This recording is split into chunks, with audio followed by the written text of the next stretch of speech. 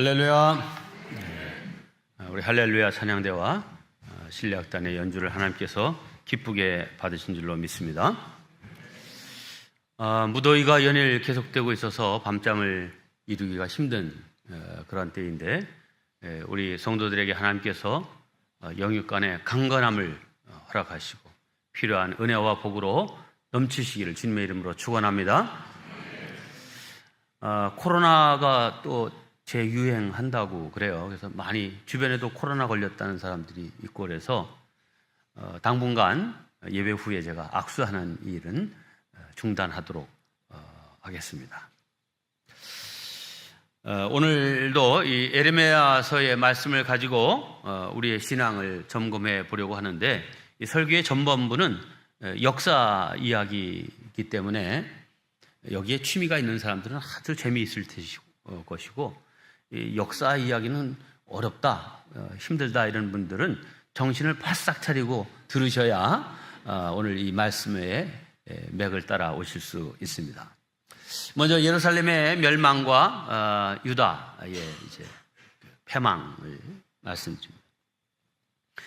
우리가 지금 다루고 있는 이 에레미야 선지자는 이 아래쪽의 애굽과 저 동쪽의 바벨론이라고는 두 강대국 사이에서 그야말로 아슬아슬하게 줄타기 하던 이 조국 유다의 운명을 지켜본 역사의 증인입니다. 그는 여러 차례에 걸쳐서 우리 유다가 위기 상황에 빠져 있음을 경고하고, 그리고 하나님의 나팔수가 되어서 우리가 이쪽 눈치 저쪽 눈치를 볼 것이 아니라 우위를 하나님을 바라보고 하나님께로 돌아와야 살 길이 있다, 이런 메시지를 전했지만 왕과 백성들은 이 에레미야의 말에 귀를 기울이지 않았습니다. 마침내 전쟁의 광풍이 몰아쳤고 앞서 이 이스라엘을 괴롭혔던 나라 중에 또 하나가 아수르잖아요. 이 아수르를 바벨론이 먼저 정복하고 그 여세를 몰아서 이제 이 유다를 침공해 온 것입니다. 네, 바벨론의 왕 느부갓네살이 직접 군병을 이끌고 예루살렘을 이제 포위합니다. 무려 18개월 동안이나 이제 버텼지만 결국은 함락되는데, 성경은 이렇게 기록합니다. 39장 1절로 2절입니다. 유다 왕 시드기야, 마지막 왕이죠. 9년 10월에, 그가 왕이 된 지 9년 10월에 바벨론 왕 느부갓네살과 그 모든 군대가 와서 예루살렘을 에워싸고 치더니 시드기야의 제11년 4월 9일에 성이 함락되니라. 그러니까 18개월 동안 버텼지만 결국 함락되었습니다. 네, 하나님을 배반하고 우상을 섬기며 자기 마음대로 산 대가가 결국은 유다의 멸망이었습니다. 자, 지도를 좀 보시면 이런 겁니다. 이 바벨론 제국은 지금으로 보면 이라크 4대 문명의 발상지 중에 하나인 유프라테스와 티그리스 강이 만나는 그 지역에 세워진 나라가 지금의 이라크고 과거의 바벨론 제국입니다. 여기가 중심이 되어서 저 위쪽, 지금 시리아 북부 쪽에 있는 아수르 제국을 먼저 멸망시키고 이제 이 화살표 방향으로 내려와서 유다 그리고 애굽까지 이제 침략해서 그 자기의 세력을 펼치는 바빌론 제국을 이루게 됩니다. 자, 이렇게 해서 세 차례의 이 바벨론 공격에 의해서 결국 예루살렘 성이 함락하고 유다가 망합니다. 사람들로 북적였던 예루살렘 성은 폐허가 되었습니다. 절기마다 들려오던 축제의 함성도 그쳤습니다. 거리에서 뛰놀던 아이들의 웃음도 이제 끊겼고, 신랑 신부의 친구들이 부르던 즐거운 노랫소리도 그치고, 추수꾼들의 흥겨운 노랫소리도 더 이상 들려오지 않게 되었습니다. 자, 그러면 나라가 망하면 거기 땅은 완전히 빈, 아무도 살지 않는 땅이 되나요? 뭐 그런 건 아니죠. 중요한 사람들, 젊은 일꾼들, 뭐 이런 사람들은 다 바벨론으로 포로로 끌려갔지만, 보통 일반적인 백성들은 그 땅에 그냥 남아있게 된 거죠. 바벨론의 군사령관은 이제 그곳에 남아있는 사람들에게 이 포도원과 농토를 나누어줘서 경작해 합니다. 땅을 그냥 놀리기보다는 그렇게 해서 세금을 걷어들이려는 목적이었습니다. 자, 그러면 이런 와중에 이 선지자 에레미야는 어떻게 되었을까요? 지난 주일에 살펴봤듯이 그는 이 아래 친애굽주의자들로부터 민족의 반역자라고 하는 말을 들어가면서도 자, 우리가 바벨론의 지배를 받아들이는 것 외에는 우리 민족이 생존할 길이 없다. 자, 그러니 바벨론 쪽에 우리가 서야 된다라고 하는 것을 주장했죠. 사실 예언자는 사람들에게 헛된 꿈을 심어주는 자가 아니라 냉엄한 현실을 꿰뚫어 보면서 이 역사를 주관해 가시는 하나님의 그 계획, 하나님의 역사가 무엇인지를 알고 그 사실을 선포하는 것이 선지자입니다. 에레미야의 메시지의 핵심은 지금 우리가 바벨론의 그 지배를 받아들이는 것은 참 수치스러운 일이지만 지금은 그것을 받아들이고 후일을 도모해야 한다는 것입니다. 왜냐하면 바벨론도 영원한 것이 아니라 이 바벨론도 머지않아 망할 것이다. 그러면 그때 우리는 새로운 시작을 할 수 있는 기회가 열릴 것이다. 실제로 바벨론이 그 후 70년 후에 망하게 되죠. 페르시아, 바사라고 하는 나라가 결국 이 바벨론 제국을 멸망시킵니다. 그리고 이 바사의 왕이었던 고레스가 이스라엘 백성들에게 해방을 선포하고 고국으로 돌아가도록 했습니다. 자, 지도를 보겠습니다. 아까 바벨론 제국은 지금의 이라크 정도 앞에 지도를 한번 다시 돌려봐 주시면 이라크 정도, 이라크, 시리아, 이스라엘 정도의 영향력을 끼치는 이런 정도의 제국이었다면 파사 제국은 굉장히 크죠. 자, 지금의 이란이 중심이 된 나라가 페르시아, 파사입니다. 자, 여기는 이 서쪽으로는 인도의 겐지스 강까지 그 영역이었고요. 서쪽으로는 터키 넘어 그리스까지 영역이었고, 이 아래쪽으로는 애굽과 아프리카 북부 지역까지 다 장악한 아주 큰 그야말로 대국이었던 것이죠.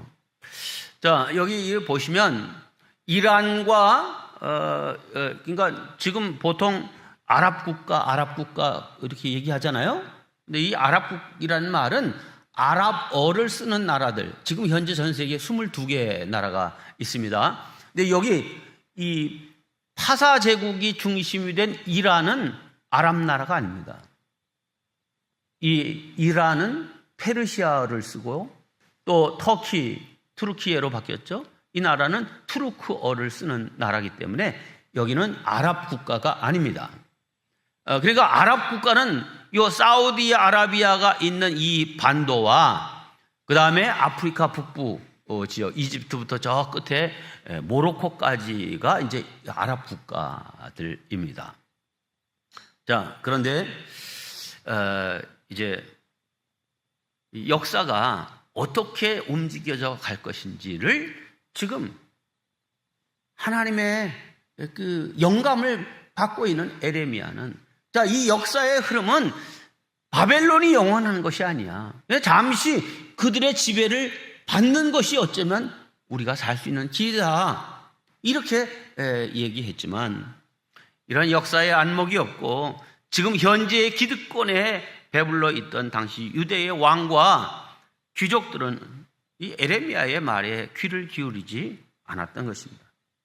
아무튼 이 유다가 망하면서 에레미야 선지자도 역시 포로가 되어서 바벨론으로 끌려가게 됩니다. 하지만 이 에레미야는 끌려가는 도중에 이 바벨론 왕 느부갓네살의 근위대장인 느부사라단의 호의를 받아서 풀려나게 됩니다. 자, 이 에레미야를 풀어주면서 이 호위대장 느부사라단이 한 말이 성경에 아주 길게 기록되어 있는데 한번 읽어보겠습니다. 사령관 느부사라단이 예루살렘과 유다의 포로를 바벨론으로 옮기는 중에 에레미야도 잡혀 사슬로 결박되어 가다가 이제 말합니다. 보라, 내가 오늘 내 손에 사슬을 풀어 너를 풀어주노니 만일 내가 나와 함께 바벨론으로 가는 것을 좋게 여기거든 가자. 내가 너를 선대하리라. 에레미야에게 내가 풀어주는데 그냥 나하고 같이 바벨론으로 가면 같이 가자. 내가 그곳에서 널 잘 돌봐주마. 자, 만일 나와 함께 바벨론으로 가는 것을 좋지 않게 여기거든 그만둬도 괜찮다. 보라, 온 땅이 내 앞에 있나니 내가 좋게 여기는 대로 옳게 여기는 곳으로 갈지라. 네 마음대로 해. 여기 남아도 되고 또 어디 다른 데로 가도 되고 바벨론 가도 돼. 근데 이 에레미야가 선뜻 대답을 하지 않습니다. 그랬더니 그러면 바벨론의 왕이 유다 성읍들을 맞도록 세운 총독 그다리아에게로 돌아가서 그와 함께 백성 가운데 살거나 내가 옳게 여기는 곳으로 가거나 할지니라 하고. 자, 여기 총독 그다리아라고 되어 있는데 여기 총독은 뭐 우리 일제강점기에 총독이 있었죠. 이 총독은 다 일본 사람들을 총독으로 세웠었죠. 근데 이 바벨론이 이 유다 지역을 다스릴 총독으로 바벨론 사람을 세우지 않고 유다의 자손 가운데 그다리아라고 하는 사람을 총독으로 세운 것입니다. 그러면서 이 느부사라단 장군이 사령관이 이 에레미야에게 양식과 선물을 주어 보내매 에레미야가 미스바로 가서 아이감의 아들 총독 그다리아에게로 나아가서 그 땅에 남아있는 백성 가운데서 그와 함께 사니라. 그러니까 에레미야는 결국 유다 땅에 망한 나라이지만 그 땅에 남아있기로 결심을 한 것입니다. 자, 하지만 나라가 망했어요. 정치적인 혼란이 얼마나 많았겠습니까? 총독으로 임명된 이 그다리아라고 하는 사람이 어떤 사람이냐? 우리식으로 말하면 뭐 존경받는 선비 집안의 사람입니다. 그의 할아버지 사반이 요시야 왕 때에 서기관을 지냈던 사람입니다. 요시야 왕의 세 아들과 손주가 16대 왕에서부터 이제 20대 왕까지로 이제 끝나게 되는데 마지막 셋째 아들이 시드기야, 그가 이제 유다의 마침이었죠. 자, 그런데 이 요시야 왕 때 이 총독으로 임명받은 이제 그다리아가 손주였던 것이죠. 그 할아버지 이름은 사반이라 이렇게 성경은 기록되고 있습니다. 자, 총독이 된 이 그다리아, 그가 해야 할 일은 우선 지금 백성들의 그 무너진 마음들을 추스르고 그래도 하여튼 그래도 살아남아야잖아요. 그러니까 다시 집들을 다시 세우고 또 그 농토들을 다시 이제 개간하면서 어떻게 하든지 먹을 것을 비축하고 살아남자 합니다. 백성들의 충격과 상실감을 달래가면서 최선을 다해서 백성들을 이제 안위합니다. 자, 그러자 여기저기 도망가서 숨어있던 유다 백성들이 다시 이제 이 그다리아를 중심으로 해서 모여들게 됩니다.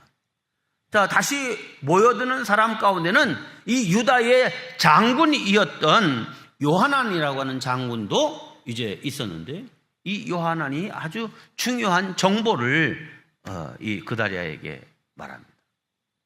무슨 말이냐면 이 마지막 왕이었던 시드기야의 먼 친척인 이스마엘이라고 하는 사람이 있는데 그가 저 암몬, 이 암몬은 요단강 동쪽이거든요. 지금으로 치면 요르단에 해당되는 나라인데 이 암몬의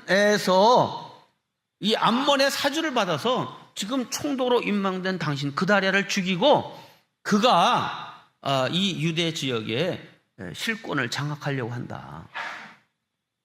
이런 정보를 줬어요. 하지만 이 그다랴 총독은 그를 대수롭지 않게 여깁니다.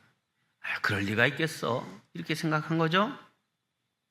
그런데 이 이스마엘은 왕족인 자기를 제쳐놓고 서기관 가문에 속한 이 그다랴를 총독으로 선임한 것에 대해서 불만을 가졌던 것이죠. 게다가 지금 이 바벨론에 의해서 현지인이 총독이 된 것은 이 다윗 왕가를 무너뜨린 원수 나라에 협조하는 그런 사람이잖아요. 그러니까 그를 처단하는 그런 의미도 있었던 것이죠. 이스마엘이 그다랴를 찾아옵니다.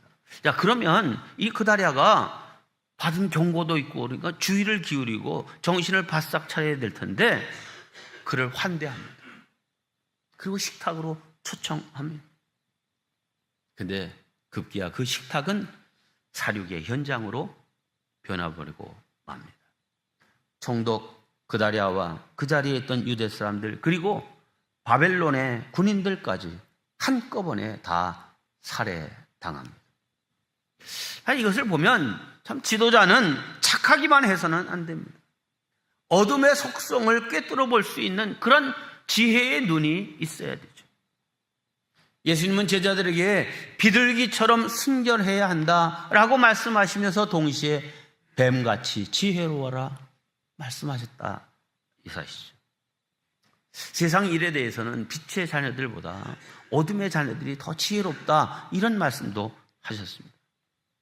이 총독 그다랴의 이 착함은 그 자신은 물론 다른 무고한 사람들을 다 죽게 만들었습니다. 그리고 이 그다랴를 살해한 이 이스마엘은 다시 암몬으로 도망치고 맙니다. 자, 사건이 이렇게 전개되자 아주 입장이 곤란하게 된 사람이 있습니다. 바로 암살의 음모를 그다랴 총독에게 알렸던 요하난. 이제 그 암살의 주인공은 도망갔고 그 사실을 알렸는데 너 그 사실을 안 거 보니까 너도 이 암살 사건의 공모자다, 적어도.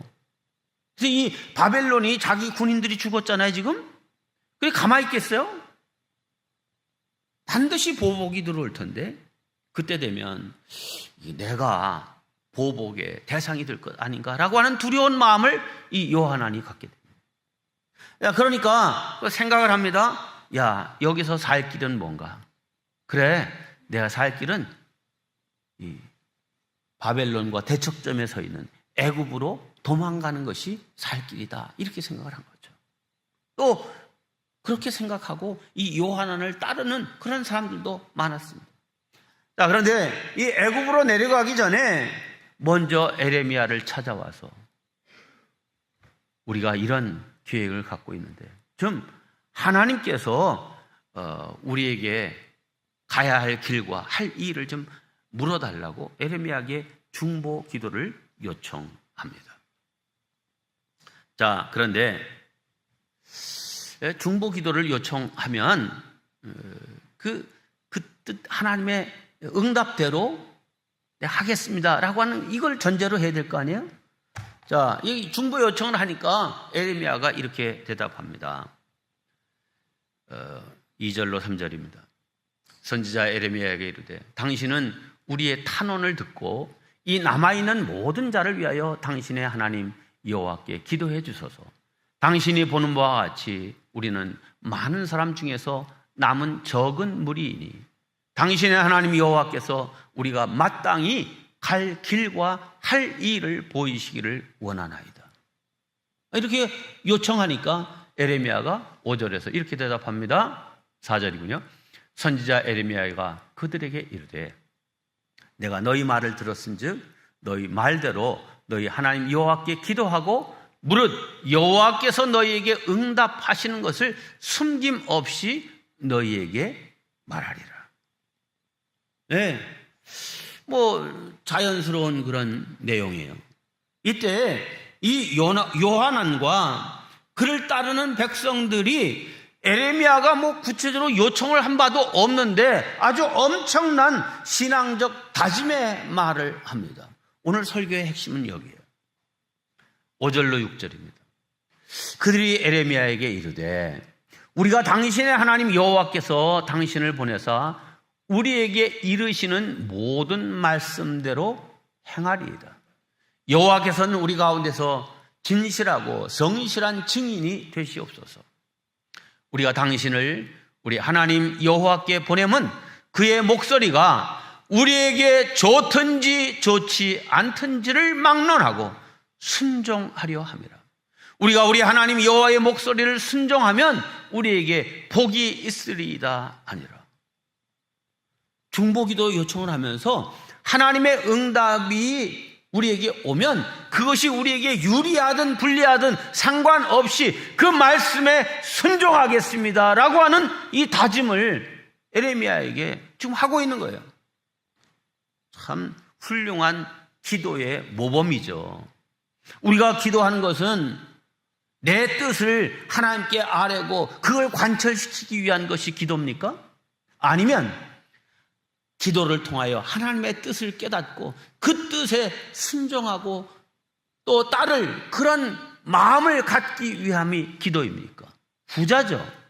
네. 그런데 이들은 기도의 응답이 나에게 유리하든 불리하든 그 뜻대로 따르고 순종하겠다고 이렇게 먼저 고백한 거예요. 네. 우리도 그래야 됩니다. 그래야 참 신앙인이고 하나님을 따르는 사람입니다. 자, 이런 아름다운 믿음의 고백을 듣고 에레미야는 즉시 하나님의 뜻을 구하기 위해서 엎드리고 또 엎드렸습니다. 그런데 사람들의 마음은 빨리 애굽으로 내려가든지 하여튼 뭐 결정을 해야 되는데 이 응답이 금방 오는 게 아니에요. 지금. 무려 열흘이 지났습니다. 이것은 그 중보기도를 요청하는 요한안과 그를 따르는 백성들의 진정한 속마음을 이미 하나님은 알고 계셨기 때문일 것입니다. 마침내 하나님께서 에레미야에게 말씀을 주셨습니다. 오늘 본문으로 우리가 읽은 내용인데 요약하면 이런 내용입니다. 하나님께서 너희들은 바벨론을 두려워하지 말고 이 땅에 머물러 살라고 하셨습니다. 그런데 만일 그 하나님의 뜻에 순종하지 않고 너희들 생각대로 애굽으로 도망가면 칼과 기근과 연병으로 쳐서 남은 자가 없게 하겠다고 하셨습니다. 애굽으로 내려가려 하고 하지 말고 이곳 유다 땅에서 그냥 머물러 있으라는 것이 하나님의 응답입니다 라고 가르쳐줬어요. 그랬더니 이 하나님의 응답을 받은 요한안 장군과 그를 따르는 백성들의 가슴이 덜컥했습니다. 왜요? 무슨 말씀이 오든지 우리에게 유리하든지 불리하든지 상관않고 따르겠습니다라고 얘기했는데 실제 속마음은 그게 아니었던 거예요. 애굽으로 내려가는 것이 자기들의 원함이고 결정입니다. 그런데 하나님께서 이것을 좀 인준해 주시면 좋겠다라고 하는 마음으로 에레미야에게 중보기도를 부탁했던 건데 막상 답은 가지 말고 여기 머물러라 하는 것이었습니다. 자, 그러면 진정 믿음의 사람이라면 어떻게 해야 돼요? 머물러야 돼요? 가야 돼요? 머물러야죠. 만약 그들이 머물렀다면 정말 하나님이 약속하신 대로 그들은 다 그곳에서 하나님의 은혜 안에 살 수 있었을 것입니다. 하지만 우리도 그런 실수를 자주 하죠.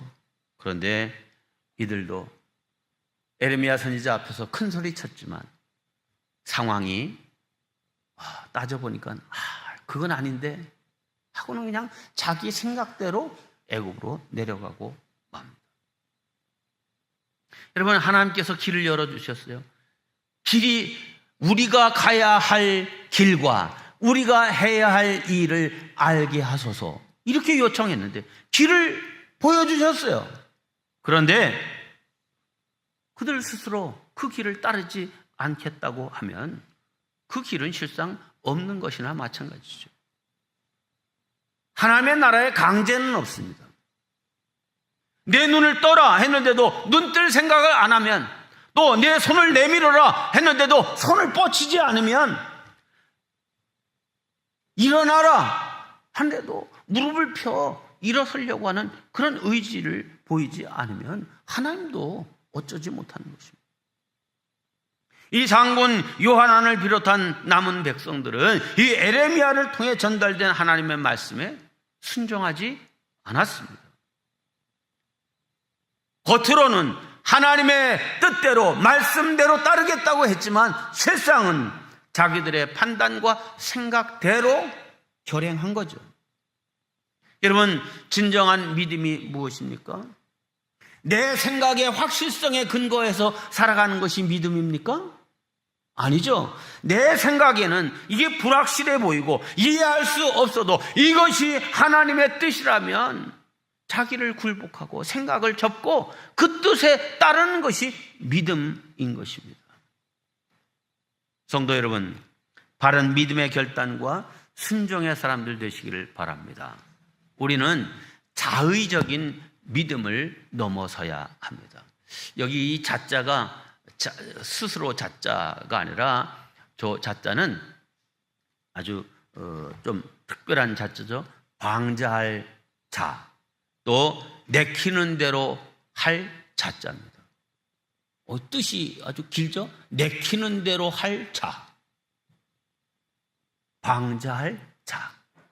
다시 말하면 자기 좋을 대로 편리한 대로 믿는 것을 말합니다. 자, 하나님은 가끔 우리에게 내가 아주 소중하게 여기는 것을 내놓으라고 하실 때가 있습니다. 아브라함에게는 아들 이삭을 내놓으라고 그러셨고요. 영생을 구하는 부자 청년에게는 네 가진 것을 다 팔아 가난한 자들에게 나눠주고 나를 따르라 하셨어요.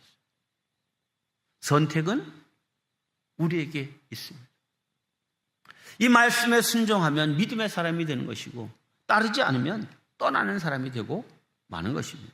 자, 그러면 왜 하나님은 우리에게 이런 소중한 것들을 내놓으라고 말씀하십니까? 그것은 우리에게 더 좋은 것을 주시기 위함입니다. 그 더 좋은 것이 우리가 바라고 기대하는 꼭 그것이 아닐 수는 있습니다.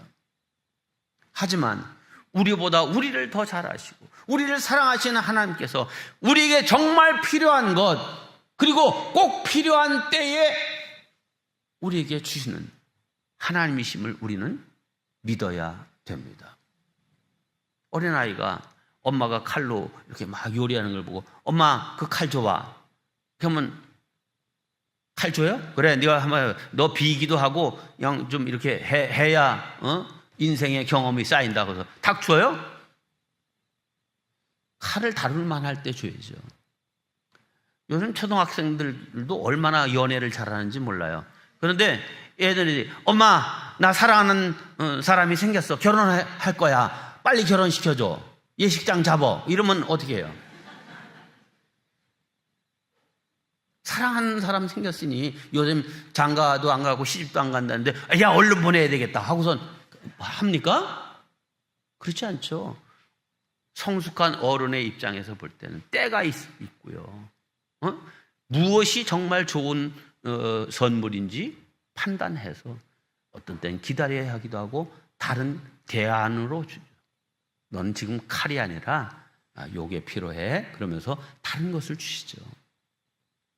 여하튼 요한안과 남은 백성들은 하나님의 뜻을 물었지만 또 그 뜻대로 순종한다고 했지만 결국은 그 말씀을 외면하고 말았습니다. 자기 자신들의 판단을 더 신뢰했기 때문입니다. 이것이 자의적인 믿음인데 이 자기 좋은 대로 편한 대로 믿는 이것을 내려놓지 않으면 우리의 믿음은 결코 성장할 수 없습니다. 오늘날 많은 사람들이 마음은 원이로되 육신이 약해서 뭐 이런 핑계로 다 자의적인 믿음으로 살아가고 있음이 문제인 거예요. 성도 여러분, 우리가 성경을 읽고 기도하는 까닭이 무엇입니까? 우리 사람은요, 자기의 욕망과 그 자기의 뜻대로 따라가게 돼 있어요. 근데 예수님의 모습을 보세요. 예수님도 당신의 뜻이 있어요. 십자가를 앞에 두고 할 수만 있으면 이 십자가, 이 쓴잔을 내가 마시지 않았으면 좋겠다는 것이 당신의 뜻이었어요. 그러나 예수님의 기도의 결단은 뭡니까? 내 뜻대로 마옵시고 아버지의 뜻대로 하옵소서 하고 그 십자가를 지셨어요. 그러므로 우리가 구원받고 영생의 길을 걷게 된 것이죠. 사랑하는 성도 여러분, 자의적인 믿음이 아니라 하나님의 말씀을 따르는 신앙의 사람들이 되어야 될 줄로 믿습니다. 삶이 어려울수록 근본에 충실해야 됩니다. 우리가 붙들고 따르고 순종해야 될 근본은 하나님이시고 그의 말씀입니다. 하나님의 뜻에 우리를 온전히 맡길 수 있는 믿음의 결단이 있는 신실한 성도들 되시기를 주님의 이름으로 축원합니다.